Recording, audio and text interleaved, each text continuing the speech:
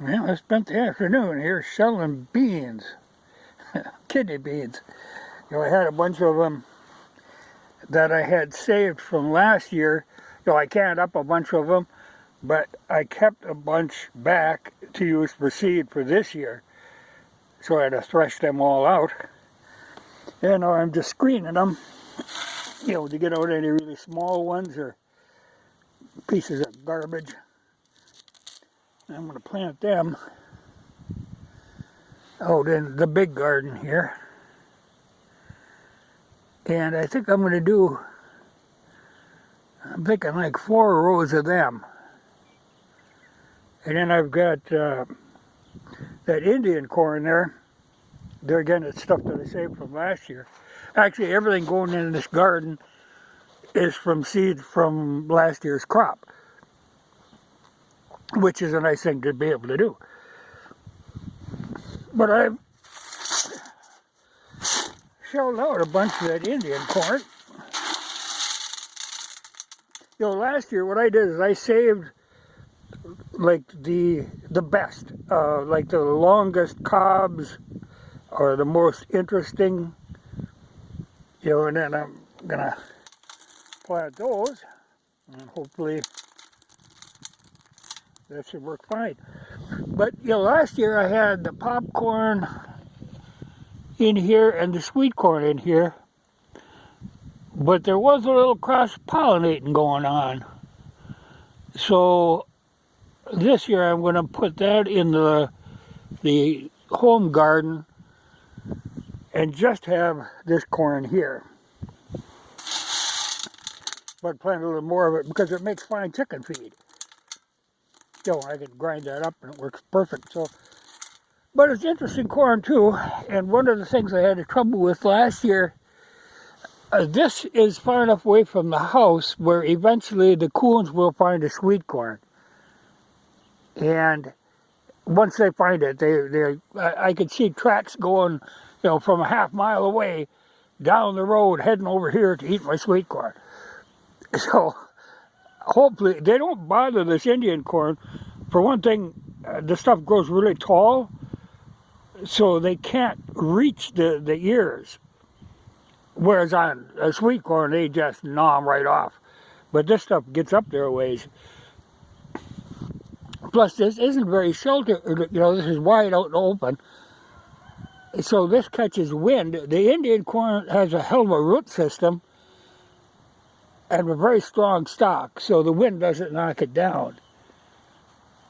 So I think that'll work good here. But I'm going to plant quite a few kidney beans because that is something I do go through, because chili is one of them things I can make with everything that I get. The tomatoes and the peppers and the onions. If you take a deer, well, you can make chili as long as you got the kidney beans. So they're going back in.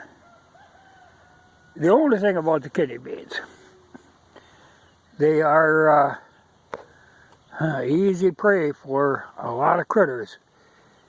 Pocket gophers and gophers, regular gophers. I've been shooting gophers as I've been sitting here, but I kind of made a bad choice in my position. I'm coming at them from the wrong way, and what I have with is this 1911 22, and although it's a fine and very accurate gun, shooting at this range, I had gophers over between all them machines, because they're great about ducking behind and underneath the machinery. Well, there's about a dozen tires over there, and I don't want to put a bullet in the tire. So the one shot I got that's clear, if they get right out in the open between all the machines, I can dare to shoot at them. And I got a couple that way, and then I got one out in that field over there where I hay, that's low enough and they stand up and I can nail them. But there you're shooting through 2 fences. You got to be sure you don't clip a wire. So she's not the ideal spot for shooting from. particularly with a handgun. You know, with a rifle it'd be a little safer, but they're tricky about slipping under machinery. But back to my labors here. But I think I got enough corn shelled out. So that's a lot of seed corn. So I'll leave them go for now. If I need more, I can shell more out. But it's very interesting corn. But it's the same, you know, like I buy very few seeds this year. I think I bought carrot seeds. But most of the stuff that I'm planting is the stuff I'm carrying over from last year, which is a really nice way to do it. Because I notice, you know, in seed packages, the price keeps going up and the amount of seeds in the package keeps going down. You know, they don't put a hell of a lot in. But I made a point last year, I bought most of my seeds of the Livingston Heirloom seeds. And so I was able to save the seeds from them. And like even my radishes last year that I let go to seed, I got them planted, they all came up, you know, so, and I got spares of that. But that's, you know, I would have liked to have been in the garden earlier, you know, get a lot of stuff in, but like this morning now, it froze hard in the water tank. You know, it had like a 1/4 inch of ice.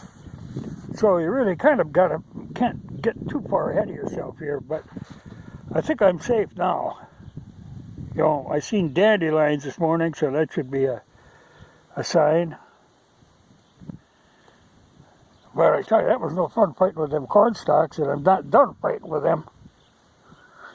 You know, like I say, that Indian corn has got quite a root system, and they don't break up easier. They will take that rototiller for a hell of a jump when it hits them.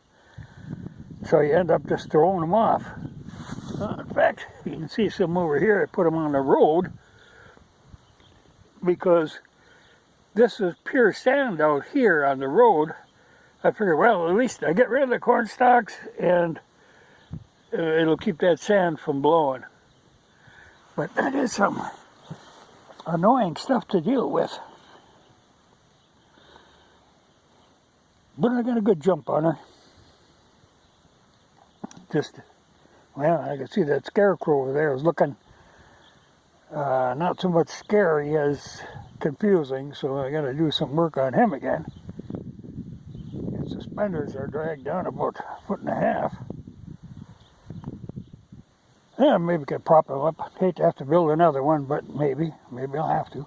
My golly, them bean husks would probably be good. They're light. Yeah, they might make good Scarecrow stuffing. Because I put sawdust in that bugger. And then when he got wet, ooh, he got heavy. Which is why he's hanging down so low. So I could maybe shake that sawdust out of him and stuck him full of bean husks. That might be the way to go. But it's a nice, cool evening. I'm back to my labors.